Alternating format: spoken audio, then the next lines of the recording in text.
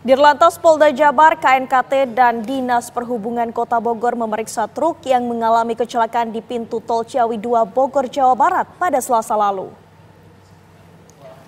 Pemeriksaan dilakukan secara detail dan menyeluruh oleh tim gabungan. Truk yang diketahui merek Uno ini pun diperiksa satu persatu bagian yang telah rusak terbakar. Kemudian selanjutnya pemeriksaan menggunakan alat tertentu yang ditarik dari TKP di kilometer 41 sampai kilometer 45 untuk mengetahui bagaimana kondisi truk, apakah sudah terindikasi ada kerusakan atau tidak.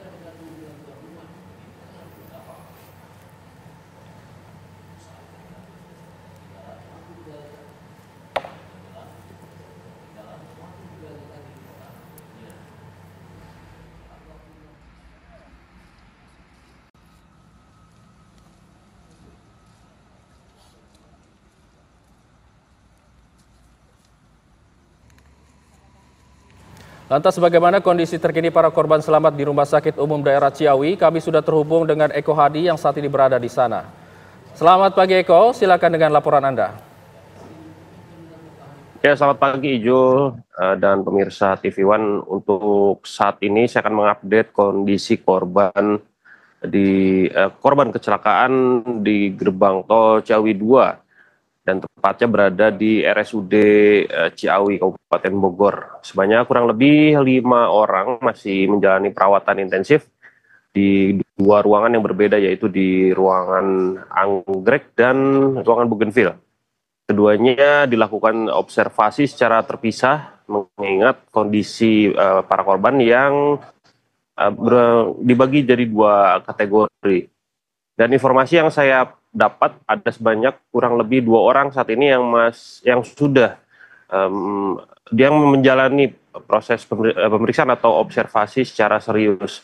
Di antaranya adalah salah satu supir atau seorang supir tronton yang kondisinya harus dilakukan observasi secara serius.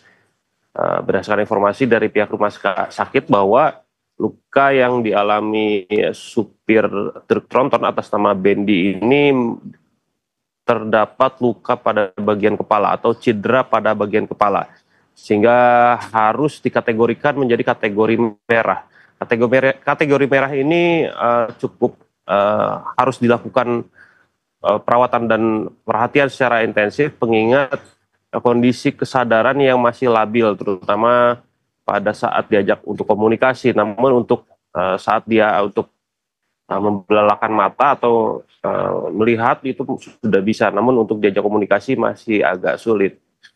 Kemudian kabar baik juga datang dari seorang balita yang menjadi korban. Saat ini kondisinya sudah mulai sadar dan kondisinya berangsur membaik, mengingat seorang balita ini juga menjadi korban kecelakaan ketika itu, namun sayangnya ayah dari anak ini harus meninggal dunia pada saat kecelakaan atas nama Yana, warga Kota Sukabumi. Demikian dilaporkan, Ijo.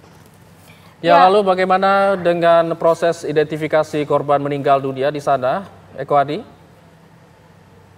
Ya, korban meninggal dunia di Rumah Sakit Umum Daerah Ciawi ketika itu terdapat kurang lebih 8 orang dan 6 diantaranya sudah dipulangkan ke rumah duka dan bahkan sudah dimakamkan. Untuk 2 jasad lagi yang kondisinya cukup mengenaskan, sulit untuk diidentifikasi, namun pihak kepolisian sudah melakukan sampel DNA yang nantinya akan dilakukan uji lab.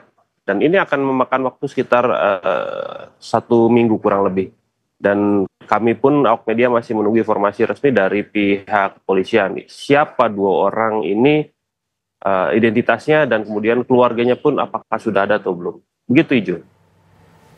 Ya baik Eko, kemudian untuk 2 korban yang saat ini masih menjalani perawatan intensif di rumah sakit, bagaimana dengan keluarganya? Apakah hingga saat ini masih berada di rumah sakit untuk menemani para korban?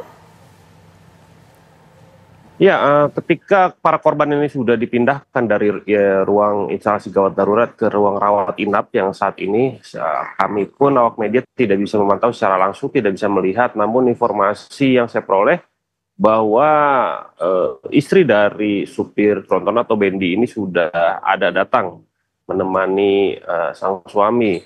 Mengingat memang pada saat kejadian, apalagi pada saat korban dibawa ke IGD, Bendi ini dalam keadaan tidak sadar. Saya juga memantau waktu itu memang kondisinya tidak sadarkan diri dan tidak ada satupun orang yang menemani dia, gitu.